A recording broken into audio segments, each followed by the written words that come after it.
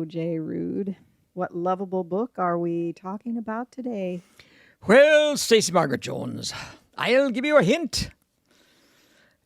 Imladris. Okay, I don't know which book, but that sounds like Tolkien. Ha.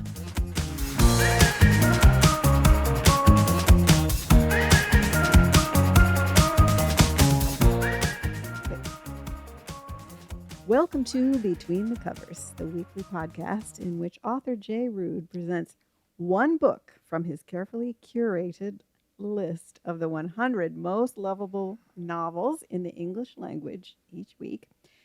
And I, author Stacey Margaret Jones, ask him questions. So that was, say that word again. Imladris. Okay, that is a Tolkien word, but I don't know what book. It's a Sindarin word, actually. Oh, of course, I should have known. Okay, give me another hint. Number 2, The Red Book of Westmarch. Okay, that sounds like Tolkien, but very inside baseball Tolkien. And I know you did not put the Silmarillion on this list.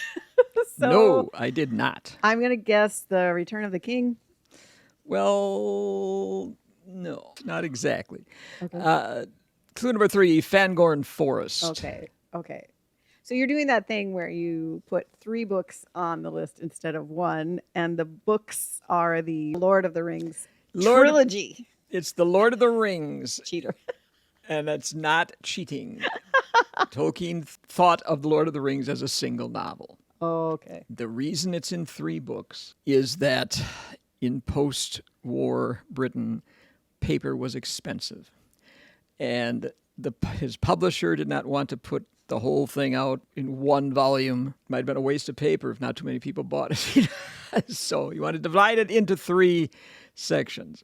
Tolkien said that's ridiculous because if you want to do anything with it, divide it into 6 books because there are 6 separate books. Right. And as you know, in each of the 3 volumes in the so-called trilogy, there are 2 separate books.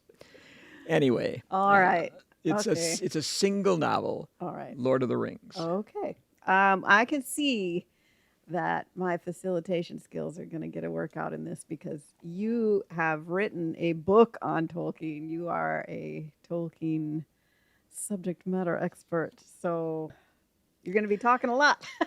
Maybe I'll try to contain myself. It'll be good. We have an expert on the show today, folks. Okay. And we didn't have to pay him extra. That's right. Before we get into the down and dirty summary, etc., can you give us a little context for this book? Okay, so when did the Fellowship of the Ring, that's the first one, right? Yeah. When did the first one come out? Fellowship of the Ring was published in 1954. Okay. How long are each of the books? I mean, obviously you don't know exactly. Roughly 500 pages. Okay, each. Yeah. So the between whole 400 book, and 500 pages. Okay, it's about 1,500, as you said. Yeah. Okay. That includes the appendices at the end of Return of the King, and there are a lot of those. Okay, so it came out. The first one came out in 1954, and then how soon were the others released? 2 Towers came out later in 1954. Oh, wow. And Return of the King was published in 1955. Okay, so he took the whole thing. He submitted the whole manuscript to the publisher. Yeah. Oh, okay. Yeah. So it wasn't like, I'm conceiving of it in this way, but he was like, here's my book. And they were like, this is a lot of books. They'd been waiting for it for a dozen years. Yeah, he published The Hobbit in 1937. Oh, okay. And Allen and Unwin, his publishers, wanted a sequel. They wanted The New Hobbit. Another Hobbit. So he was working on The New Hobbit. And it starts out, if you read the first couple of chapters of Fellowship of the Ring, it's really kind of a continuation of The Hobbit. Mm-hmm. But then Tolkien conceived of something bigger. And so it grew into what is now a kind of epic adventure. And it took him 12 years. And the publisher kept saying, are you ever going to get us this new Hobbit? Finally, in 1949, he had finished the manuscript and he sent it to Allen and Unwin, his publishers. But he stipulated that he wanted if they were going to publish Lord of the Rings, he wanted them to publish the Silmarillion also as a kind of companion volume, which would have been just as long, but a lot less organized and readable. And they balked at that. So he took it to a different publisher who said, sure. And then when they saw the Silmarillion and the state it was in, it was nowhere near ready for publication. They said, no, we can't do that. So he went back to Allen and Unwin 5 years later, and it was finally published. Rainer Unwin, who was the son of the publisher, read the book in its entirety, and he told his father that it wasn't all that marketable because, a fantasy novel at that time was a pretty strange thing. And I suppose adult fantasy. Yeah, and so it would be what he thought was a very niche market. So he told his father, "We'll probably lose £1,000 on this, but it is a work of genius." Right. And Stanley Unwin, his father, who ran the company, said, "Well, for a work of genius, I'll lose £1,000." And so amazing. they decided, but they wanted to hedge their bets and get as much back of their investment as they could. So they published the books without Tolkien getting an author advance, and with the stipulation that until they had recovered all their costs, he would get no royalties. Wow. But once the books started actually making money, he would get half of the royalties. Whoa. Half of the profits as royalties. Oh my gosh, authors never get that. No, but they really thought they would never have to pay him anything. So they wanted to make it sound as attractive as possible. And as it turned out, now that the book has sold 200 million copies worldwide, it was the most lucrative publishing contract ever signed. And ever will be, I would think. Probably. Because, wow. Well, that's, that's amazing, though, that they were in it because of the love of the book. Like, they were willing to lose some money because they wanted to be on the right side of this work of genius, right? Yeah. When a work of genius comes to you, you publish it, even if you can't sell it. And that makes me happy because you don't hear about that a lot. It's such a business, and it's like, bring me a marketable and ready to print manuscript, and I'll think about it. But that's amazing. Well, awesome. Okay, so who else loves Lord of the Rings? Lots of people love this book.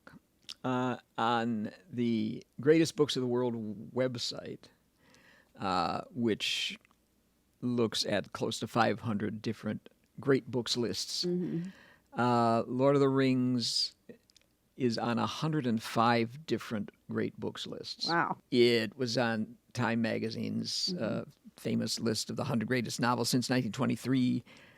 It was on the Observer's list of the 100 greatest novels in the world. It was on the Penguin list of must-read classics as voted on by their readers, on the BBC list of the 100 greatest British novels. It was number 26. But more impressive, it was the 5th most loved book on PBS's Great American Read. Oh, wow. As voted on by readers. It was the 3rd best book on the Library Journal's Books of the Century list. Oh.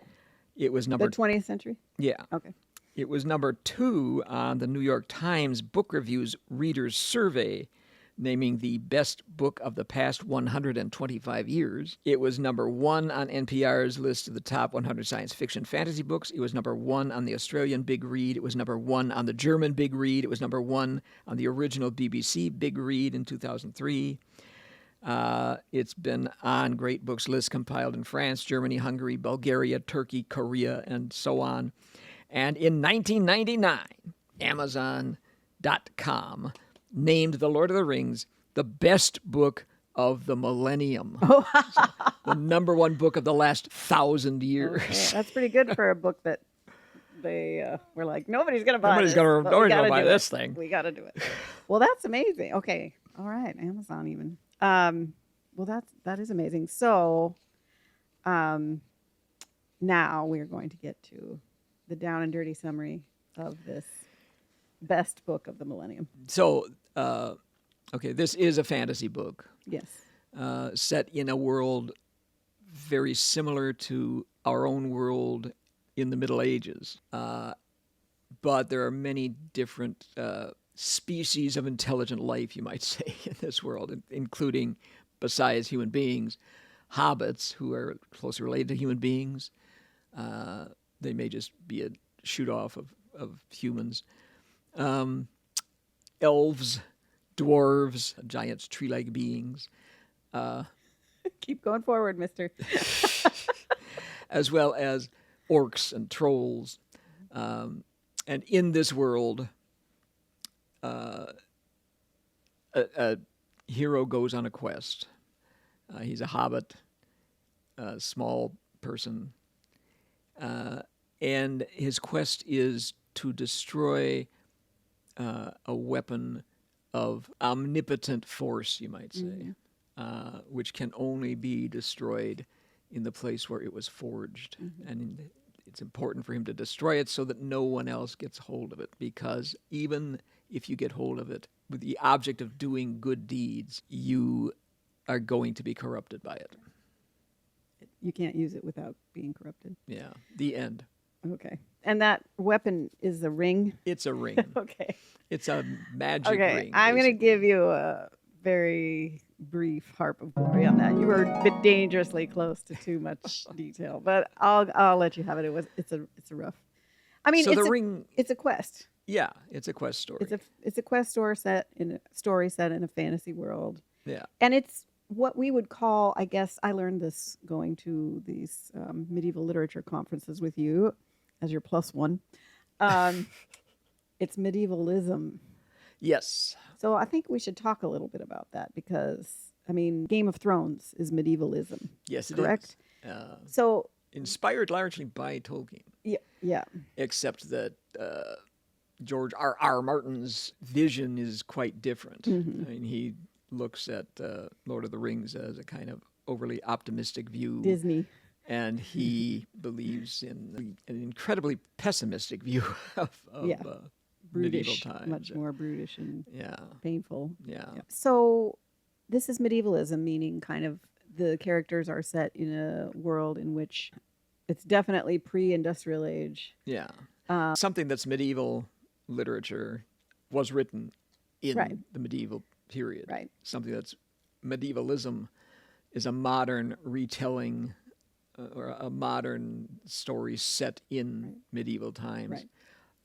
Like, for instance, my King Arthur Merlin mysteries and my Robin Hood mysteries. They're examples of medievalism. Right. But so is Once and Future King, which we've talked about before. Okay. Also, Ivanhoe, for instance. Medievalism starts to get popular kind of in the early 19th century. So you see things like Tennyson's Idylls of the King, that kind of stuff. All right. So, and it's a fantasy, but I think it's important. I've read these books. We read them aloud when we first were married. Someone gave us a gift certificate to a bookstore for a wedding present, and I had never read The Lord of the Rings. I'd read The Hobbit as a teenager, but I'd never read The Lord of the Rings. So we read them aloud, which was a lot of fun. So I have read them and, of course, seen the movies many times. And one of the things that I think is interesting about it as a fantasy world is the way that Tolkien really creates a real world, right? And that was part of his desire to publish the Silmarillion, because that was a lot of his kind of pre-work, right? Or it's like his way of imagining the constraints or the rules of this world, the history of this world.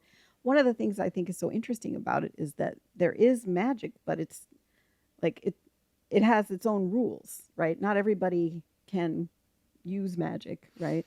There seems to be a cost to it. Like when Gandalf does magical things, it's a strain, right? You know what I mean? It's not like just, the way we think of wizards and, sorcerers and stuff. There seems to be physical constraints on these powers or what have you. So it makes it feel very real, because it's just like our world where there are things, there's a physics to our world. Yeah. And there's a physics to that world. But it's not just that. It's also the languages, Yeah. the map, the people, the history of all the different populations and communities. Yeah, Tolkien began putting his legendarium together. That's what that's called. When he was a teenager, Okay. he was very interested in languages, especially. I mean, Greek and Latin, of course, Old English, Old Norse, and he taught himself Finnish. As one does. When he was what we'd say is sort of senior in high school, because he wanted to read the Calavella in the original language. So he liked languages so much he made up his own. Right. He created Quenya and Sindarin, which are two Elvish languages. Oh. The Quenya is the language of the High Elves. Sindarin is the language of the Gray Elves. And as I said, Imladris is the Sindarin name for Rivendell, Oh, okay. Elrond's Elvish kingdom. But the stories that grew around the elves, he created in order to have a context for the languages. Right. He wanted to create a place where these languages could be used. And So he created the languages, and then he was like, I gotta do something with I gotta make something. Where for did these languages come from? Yeah. And who uses them? And Yeah. why? And then he created them. And so the Silmarillion was Okay. begun, which narrates something like 6,000 years of history of Middle Earth. So, yeah, there's all these things that are going on. When he wrote The Hobbit, it was just kind of an offshoot of the Silmarillion. It was like, well, I want to tell a story to my kids, and it is a kid's story, and I'll just make it a kind of. I'll just use these things from this world. Yeah, I'm it'll creating. be a sort of footnote to the Yeah. world I'm creating. Yep. And Lord of the Rings became a more serious history of the end of the Third Age of Middle Earth. Now, we're in the why this book is lovable part, even though I didn't ask about it. We just went right into it. But he was friends with C.S. Lewis, right? They were BFF at Oxford. Yeah. Are they publishing around the same time? Yeah. Okay. Yeah. So, and C.S. Lewis wrote the Narnia books, the Right. Lion, the Witch, and the Wardrobe, etc. Yeah. And they started coming out in the early 50s. Okay. Okay. But they had both published stuff earlier. Right. And they were members of the Inklings, which was a group of writers and scholars at Oxford who got together to share their writings. Right. And so Tolkien and Lewis both knew what the other one was writing all the time. And Tolkien always seemed to be writing about elves. There's a story how one of the other members of the Inklings, when Tolkien started to read his contribution for that meeting, lay down on a couch and moaned, "Oh no, another elf." Well, that's that prejudice against genre. Yeah, that's like coming up. You're supposed to be a serious writer. You're at Oxford, man. What are these elves doing in my pub? Yeah. And that's an interesting aspect to me. But they're also, I mean, Lewis obviously very well known as a Christian writer, right? And Tolkien actually is the one who converted him to Christianity. Oh, because Tolkien was a devout Catholic. Yeah. Okay. And was probably very disappointed when Lewis became an Anglican. Yeah.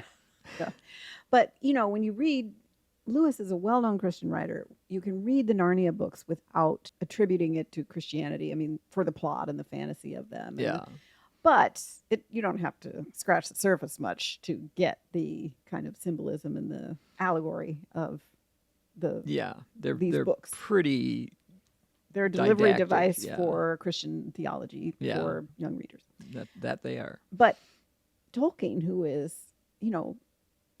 as we said, devout Catholic, while his books have Christian themes in terms of good and evil, right? And the misuse of power and temptation. I guess that's probably one of the bigger ones. It doesn't read like that. It doesn't feel like an allegory, or No. it just seems like it's hitting on human themes of trying to understand the world and human history. Yeah. Tolkien didn't like allegory, and he criticized Lewis's books for being so kind of blatantly allegorical. And there were people who read Lord of the Rings and tried to read it allegorically, especially when the books first came out as an allegory of the Second World War. Sure. And Tolkien was writing a lot of the novel during the Second World War. So it's kind of easy to see Sauron, the Dark Lord, as Hitler. And the nations of the West banding together to try to stop him. Right. But Tolkien said, no, it's not allegorical. But he said it is applicable. So it can be applied to things in your life.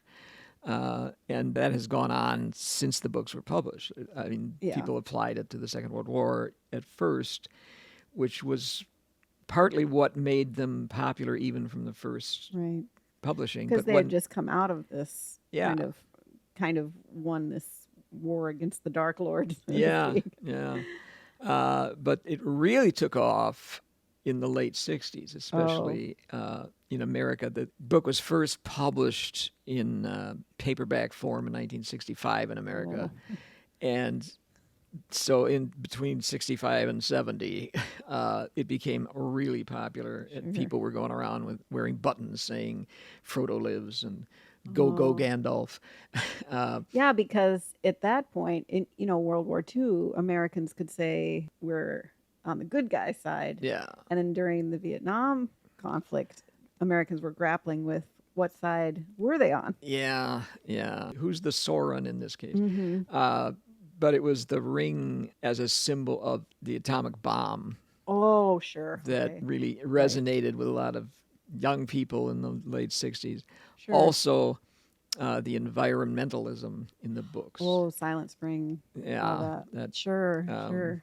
Because Tolkien's very focused on the trees and the Ents, who are tree herders. Right. And have grown to look like trees. Yeah. And move at a tree speed. Yeah. Well, and Saruman, who is the chief wizard, goes over to the dark side and begins tearing trees down and using technology to manufacture orcs. Yeah. The Uruk-hai orcs, and the trees come and surround him, right? Destroy his plants. Yeah, there's like a equal and opposite reaction from the natural world to his unnatural behavior and his destruction of their environment. Yeah.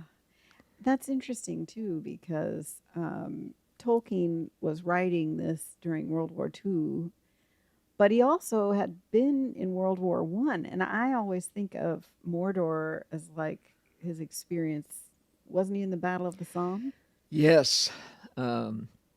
He and his three best friends from basically his high school joined up, and two of them were killed in 1916, and Tolkien was sent to the Battle of the Somme. There's a good chance that he might have been killed too, but he contracted trench fever and was sent home to recover. And so that got him out of of that battle, in which there were something like 1 million casualties. Right. Well, and I mean, Mordor. Yeah, Mordor is like as Frodo and Sam. If you don't know who they are and haven't read the books, they carry the ring into Mordor to destroy it. The ring has come into Frodo's possession, and he doesn't really know what it is. And then Gandalf realizes what it is and comes and tells him, you have to destroy it. You can't give it to anybody because it will just corrupt them. So you have to take it. Yeah, well, he says make sure nobody gets this and you Right, keep it right. secret. It's Elrond's council where it's The decided that Elrond, the elf. yes, Yeah. in Rivendell, Yeah. Imladris, where it's decided that the ring must Right. be destroyed because Right. they can't use it themselves. Right. But anyway, Yeah.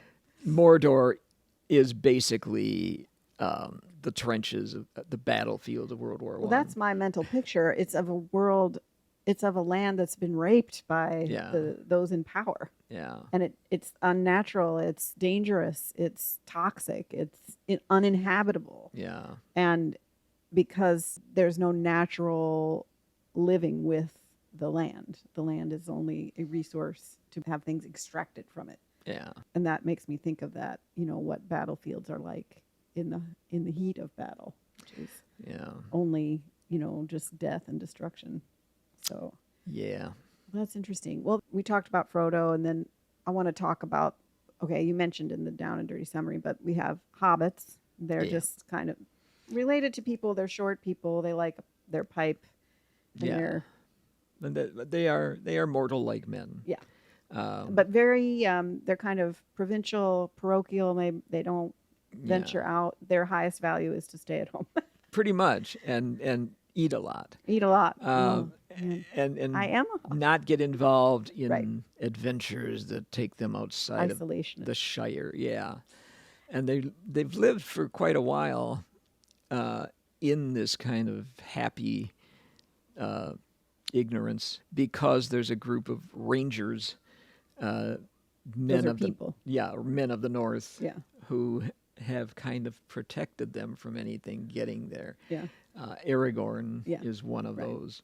Strider. Strider, yes. And he's actually the heir to the kingdom of Right. Gondor, So- which is a human kingdom that borders on Mordor. So there's humans, there's hobbits, there's elves, there's dwarves. Those are also good. Dwarves are good. They're all united against Sauron. Sauron, the Dark Lord. And then there's orcs, which are kind of manufactured soldiers Yeah, from the magic of Sauron, yeah. the dark magic of the Sauron. actually from the magic of Melkor. Well. And this goes back to the Silmarillion. Yeah, we're not talking about the Silmarillion today. But Melkor is the one who Okay. created orcs Okay. in a kind of satiric parody of elves. Oh, okay. Like, you elves are here. Well, look what I can do. Yeah. And then you said trolls. There's not tons of trolls. No, they appear occasionally. They seem to And be then- by themselves a lot. There's other kind of, like, there's that Balrog. Yes. In the Fellowship of the Ring is the group of individuals who go with Frodo to help him take the ring to where It's going to be Frodo, destroyed. his close companion Sam, right. and his friends Merry and Pippin. Oh, that's right. There's 4 hobbits. And then there's Aragorn, who is Right. heir to the kingdom of Gondor, and Boromir, Right. who Another is- man. who's another human who also is from Gondor. He's the son of the steward of Gondor. Okay. Gondor's had a steward for something like 3,000 years since there has been no king on the throne. And then there's Gimli, who's the dwarf. He's a dwarf. And then Legolas, who's an elf. So the representatives of Right. the And they're going, they different- have to go through this kind of abandoned dwarf mine. Moria. And they encounter this Balrog, which is a monster from the deep. Yeah. Now, this is where you were talking about the magic. Gandalf, the wizard Saruman, the Balrog, and Sauron himself are all the same type of being. Oh, interesting. These are the Istari. Oh.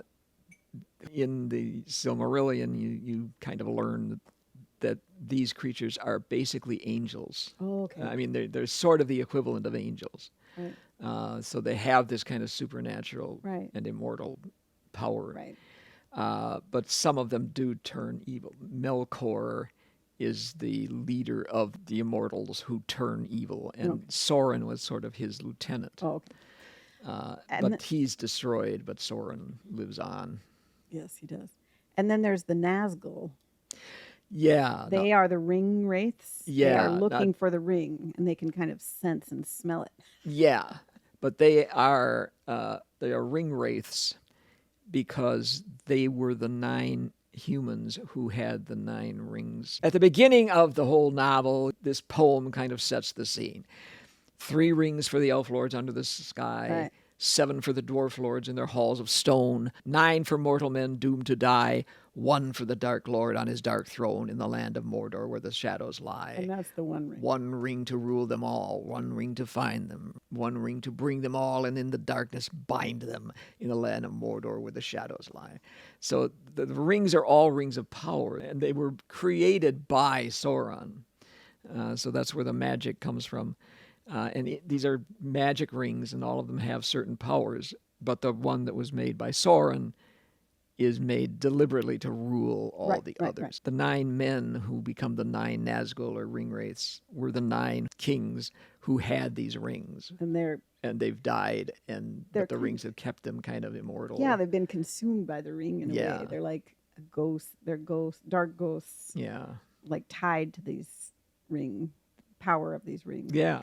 And then there is, of course, Gollum, who is not a different creature. He is someone who has been transformed by his attachment to the ring. Yeah. Was he a hobbit or a human? He was a hobbit. Okay. Or at least one of the hobbit's close relatives. He finds the ring on his birthday, kills his brother because they fight over the ring. So the ring immediately starts its work of corruption. Right. The very moment that Smeagol, as his name was in the beginning, the moment he touches it. And he's had it for hundreds and hundreds of years. And it sort of twisted him into this creature. He's really tragic because, he's dangerous. He'll do anything for the ring. He's corrupted by the ring, physically and psychologically, spiritually, etc. Yeah. He's manipulative. He'll lie. You don't know if he's shooting you straight. You don't know his agenda, but you don't know how he's going to come about it. But he didn't come by the ring because he made a grab for power. It just came into his life. Yeah. And wrecked him. Yeah. Destroyed him. Yeah. And that there's still something in there. He still wants to be liked. He has a kind of bond with Frodo. There's enough in him that wants to still be kind of human. I feel for him. There are 2 sides to his nature. Mm-hmm. There's whatever of Smeagol is left inside of him.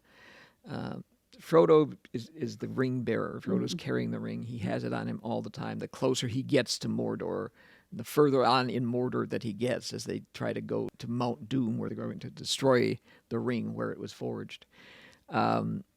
It gets heavier and heavier on him. Because the ring doesn't want to go there. The ring wants to control things. The ring wants to go back to Sauron. Yeah. So Frodo is kind of torn by the ring all the time, and it's heavier and heavier on him, and he's more and more tempted to put it on. Mm-hmm. They capture Gollum and make him promise to lead them. Make him swear by the ring. Frodo and Sam. Yeah. That he'll lead them into Mordor, and Sam doesn't want him around. Right, because he doesn't trust him, which is good reason. Yeah. But Frodo has to believe that there's something good in Gollum, because he has to believe that he can come out of this and be a decent person afterwards. He has to survive the ring as well. Yeah. Well, and I think this is, for me, what is lovable about this novel is that I think you were the one who told me when you were working on the Tolkien book that Tolkien really identified Sam as the hero of the book. Yeah. And because it's, Frodo's at the center because he's carrying the ring, and obviously we can relate to Frodo in that things happen to us that aren't our fault but are our problem, right? Yeah. Big and small. But Sam is there because he loves Frodo. Yeah. It's really out of love. Yeah. As a hobbit, his nature would be to stay at home, smoke his pipe, eat lots of food, comb his foot hair, get married, do hobbit things. But he's there because he's going to help Frodo. Yeah. And it's really moving. And I think what's also moving to me about it is that hobbits are these little isolated people. They're not big world players. They're not inheriting the crown. Yeah. And that's that line I think that Gandalf says. It's a meme every once in a while. It kind of goes around. We don't choose the times in which we live. It's what we do with the times we are given. Yeah. And it makes the point that you don't have to be born into a grand or big life to make a profound difference. And that Sam makes a profound difference in the history of Middle Earth because he loves his friend. Yeah. And he's loyal. It's really Tolkien beautiful. said that he kind of based the character on the Batmen in World War I, who were the enlisted men who served the officer. Yeah. And he said they were the most loyal people in the war, basically. Yeah. And Sam is and Frodo too are just regular people, but it's an important theme of the book that the average person basically can still do something. There's a quotation from Sam as he's talking to Frodo while they're in Mordor. Mm-hmm. They're talking about stories. The brave things in the old tales and songs, Mr. Frodo, adventures, as I used to call them. I used to think that they were things the wonderful folk of the stories went out and looked for because they wanted them, because they were exciting and life was a bit dull, a kind of a sport, as you might say. But that's not the way of it with the tales that really mattered or the ones that stay in the mind. Folks seem to have been just landed in them. Usually their paths were laid that way, as you put it. But I expect they had lots of chances, like us, of turning back, only they didn't. I wonder what sort of tale we've fallen into. That's so meta. Yeah. I wouldn't think of Tolkien as postmodern, but no. I don't think he is being postmodern. I mean, I really see what it happened to me as a reader. What's happening there is that Sam's eyes are opening to a bigger world, and his role in history, and that he's becoming aware that he's part of a bigger narrative in a way that he wouldn't have been or would have never thought of being, staying home and having the life he thought he would have. Yeah.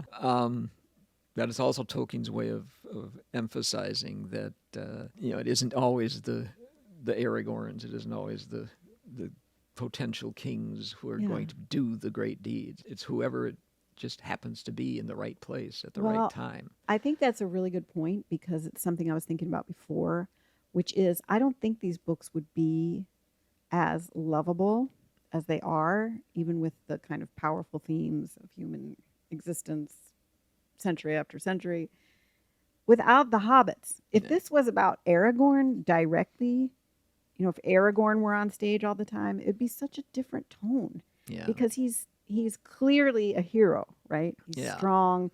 He's got this, this power base, right? He's a worthy hero, right? He's moral, all these things.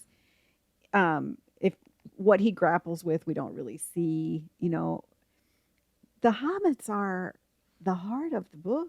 I mean, and that's why it's really fascinating that that's what he fixed on to write this magnum opus, right? Yeah, of course, he didn't think of it as his magnum opus. He thought of the Silmarillion as his magnum opus. That's so great. But, Tolkien died in 1973. Okay. And, what he left was enough stuff to create a sort of publishing.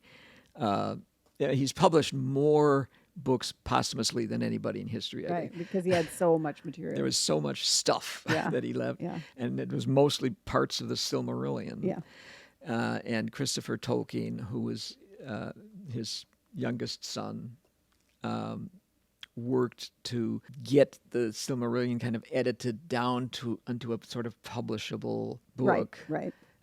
And it was published in 1976, I think, so a few years after Tolkien died. And it was the most anticipated publication, I think, in the 20th century. Everybody was just dying to see what the Silmarillion was going to be. And it was, in the end, the most disappointing publication because everybody loved hobbits. The Silmarillion is just pretty much all about elves. There's a few humans in there, but no hobbits. Not even any mention of a hobbit. Yeah. Well, my brother read the Lord of the Rings in high school. I didn't read it, as I said, till my 30s, but my brother read it, and he had the Silmarillion, and I remember him like cracking it and reading parts of it, right? But he had basically the experience that everybody who bought the Silmarillion after reading Lord of the Rings, right? Like, oh my Yeah. God, there's more. What? What Wait, is what is this? What is it? But And it's not a continuous story. I mean, it covers all these thousands of years. So every chapter pretty much is a new story. well, I think too that you see the elves, some of the elves more in the movie. Like Arwen is a much bigger character in the movie than she is in the book. Yeah. And then, of course, Galadriel Yeah. has a very big kind of moral moment. Yeah. With, you know, Dark Night of the Soul, whatever, Yeah. in the movie and the book. And I think that goes to, and if we're going to be talking about craft and writing, it goes to the idea that because Tolkien had all this background, he had created this world, these languages, all these things. He knew where the elves came from, right? He knew their history. Yeah. And it's what you'd call a felt sense for a character, right? So what she does on the page in The Lord of the Rings is basically the tip of the iceberg. Yeah. That's the little bit you can see of her. But he has created this character with thousands of year history, because elves are immortal. Are essentially immortal, although They can be killed, but yeah. they don't They don't die grow of old old and age die, or right? Yeah. So she has all this backstory. We don't see that, but we can see from the way he writes that there is more there. Like, you have a sense of a very rich and real character. Yeah. You don't need to know every detail of how she got there, because that moment feels very true. Yeah. She's a very powerful character. Mm-hmm. She's sort of the queen of the elven forest of Lothlorien. But she does have a long history. Is one of the Noldor, who are the elves that came into Middle-earth from the immortal lands in the west. Yeah. In fact, she's one of the leaders of the rebellion against the powers of the west. But she has this history. But Frodo and Sam, too, are just enthralled by her. And Frodo, who sees this as kind of the chance to unload the ring, you might Right.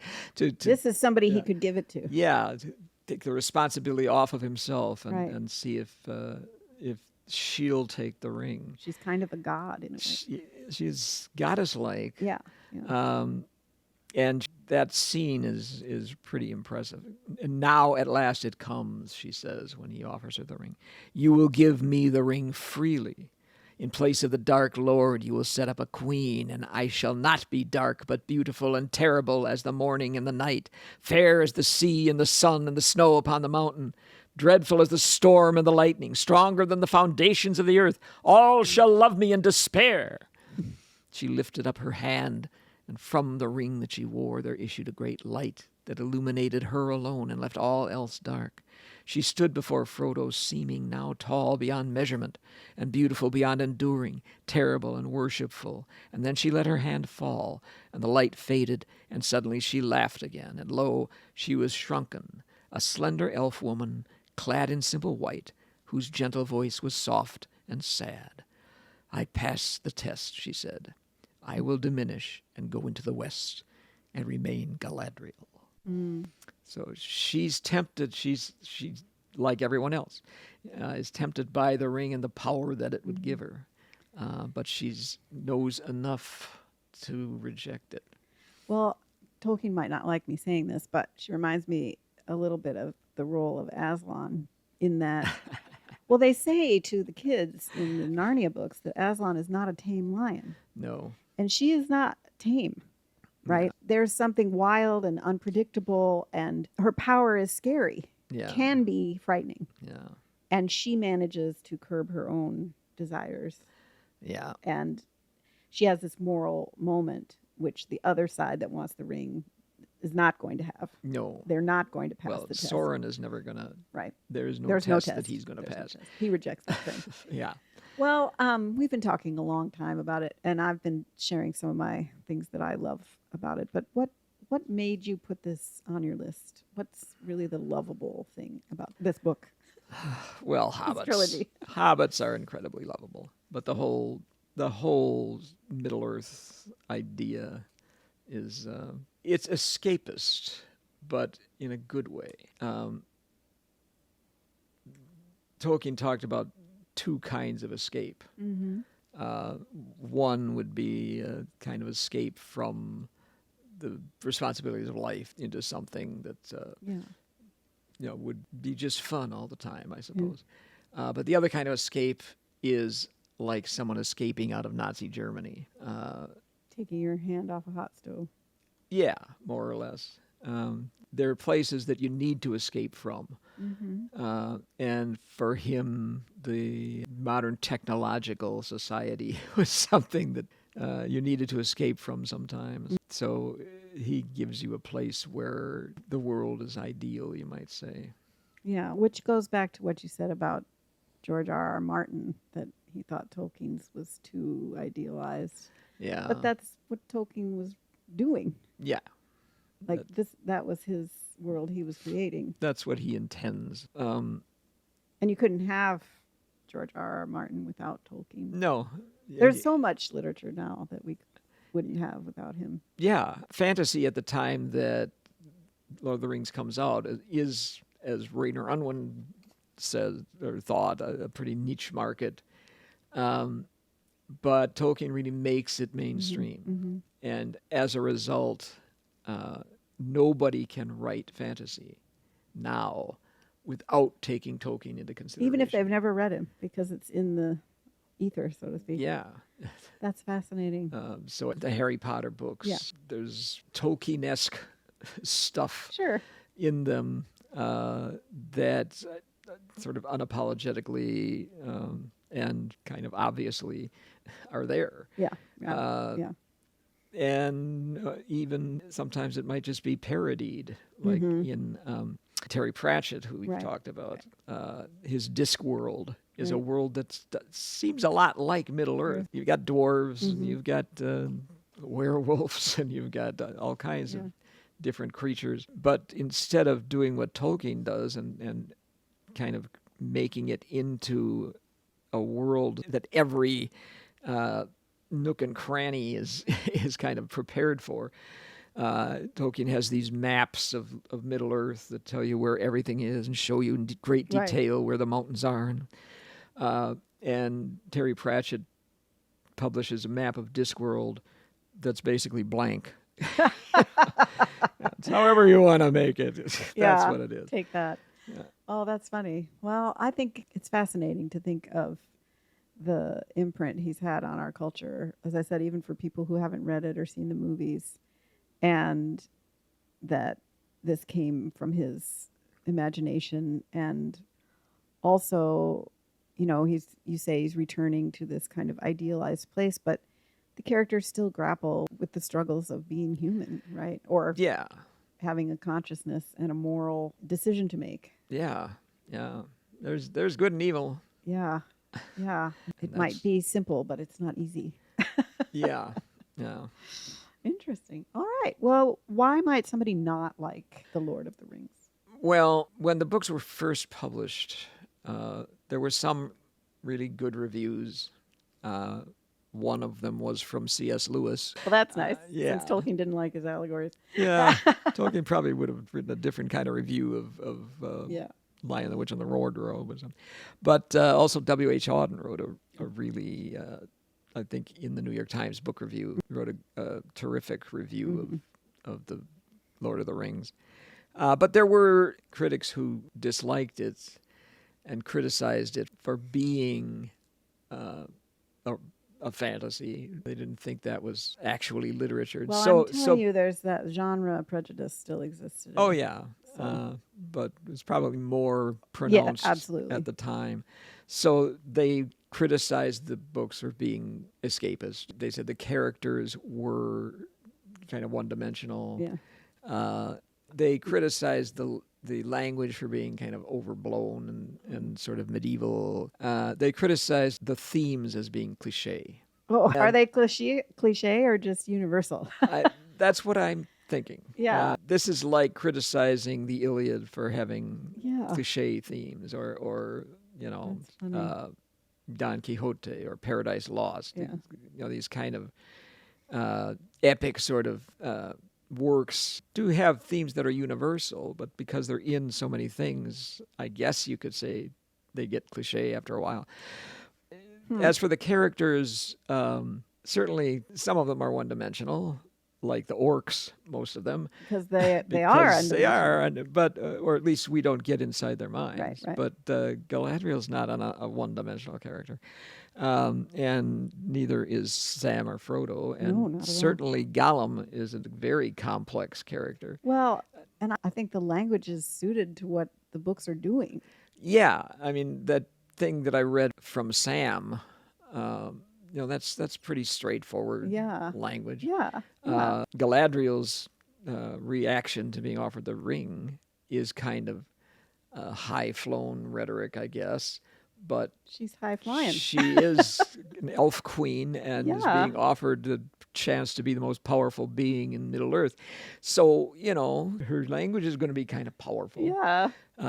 One of the places where you see language that sounds pretty archaic is this scene in the Two Towers when the riders of Rohan come riding to this battle that's going on in front of the gates of Minas Tirith, the Gondor capital. The chief Ringwraith fights with Theoden, the king of Rohan, knocks him off his horse, and then goes in to kill him.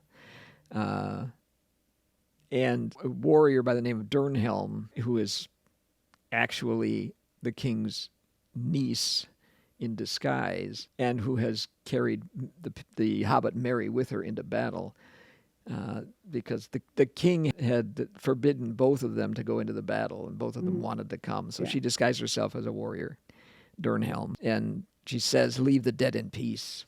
And the Nazgul says, "Come not between the Nazgul and his prey," which is a clear echo of King Lear, who says to Kent when he's about to disinherit his one loyal daughter, "Come not between the dragon and his wrath." So there's a conscious allusion to Shakespeare in the language. And then a sword rang as it was drawn. "Do what you will, but I will hinder it if I may," says Durnhelm. "Hinder me, thou fool! No living man may hinder me." Then Merry heard of all sounds in that hour the strangest. It seemed that Durnhelm laughed, and the clear voice was like a ring of steel. "But no living man am I, because she's a woman." And that's like the Macbeth Exactly. It's prophecy. right. No man of woman born can harm Macbeth. The Ringwraith has the same thing. No man can harm me, but I'm a woman. Right. And so he's actually destroyed by the woman, Eowyn, and the hobbit, Merry, but not by a living man. And this allusion to Macbeth is all over this section of the book, because when the trees come to destroy Saruman, it's Birnam Wood coming to Dunsany. So some of the language is overwrought because it's elusive. It's alluding to Shakespeare. Well, our section on why people might not like it is just a refutation on why you should like it if you don't like it because of this. Well, yeah. But the other thing that's lovable about the book, Tolkien didn't call Lord of the Rings a romance or a fantasy. He called it a fairy story. He gave a famous lecture on fairy stories in 1939 after the success of The Hobbit. And he talks about them as being not just for children. They're part, he says, of the cauldron of story, which is where all of the mythic archetypes come from. They're not just escapist. He says they're realistic. And the reason they're so realistic is that the fairy story, which is It's not. It's not about fairies. It's about the land of fairy, which is kind of a magical land. What characterizes the structure of a fairy story is what he calls the eucatastrophe, which is like the catastrophe of tragedy when there's a sudden turn at the end and the character plunges down to death or destruction. But the eucatastrophe, eu means good, so it's a good reversal when things turn from bad to suddenly good. And he says that's realistic because, remember, he's a very devout Catholic. This is the way the world actually is, because the great eucatastrophe in the history of the world is the resurrection of Christ after the catastrophe of his crucifixion. Right. And so this is realistic. He says this is what God has planned. So his obviously his beliefs are influencing his fiction. It's just not as a kind of one-to-one deal like we have in Lewis, where you can say this symbolizes this and this symbolizes this. His is more of the kind of penumbra, the aura of the work, the overall themes and outcomes. That's fascinating. All right. So where are you going to rank this novel? I am going to rank Lord of the Rings as number 1 on my list of the 100 most lovable works. So dethroning Catch-22. It's dethroning Catch-22, which is now number 2 on the list. You heard it here first, ladies and gentlemen. Yep. Awesome. All right. Well, that was exciting. Okay, then. So it must be time for Chaos Reader. Yes, it is. I don't want to take too long because we've had a glorious discussion on Lord of the Rings. But and I haven't been reading very much, as you know, but I did decide to do a complete rewatch of Sex and the City and just like that, which was the reboot series, ended, and they've also made pretty clear that they think that this whole kind of universe has come to an end, and that they're not going. I mean, never say never, but they don't seem to have any plans for anything else. So I was feeling nostalgic, and I thought, well, I had kind of resisted watching Sex and the City again because I thought it might not hold up. It might not be as enjoyable. And I wanted to keep it in my heart. That's the thing I loved. And I'll tell you, it's still really good. It's really funny. I remember all those clothes and the fashion. And, when I watched it before, they were just a few years older than me. So they were kind of like big sisters, when you grow up with somebody and you see them going through things as you're getting ready to go through them, right? It's meaningful to you. And so I'm finishing up. I'm on season 6 and just saw Harry propose to Charlotte. Always makes me cry. I just love them. And then I'll watch the movies, which are not as good. I give you that. And I think it's because the constraints of the series really made the writing, it's like Frost saying that poetry without rhyme or rhythm is like playing tennis without a net. And I think for this show, I think the constraints of the series made the writing really a lot stronger.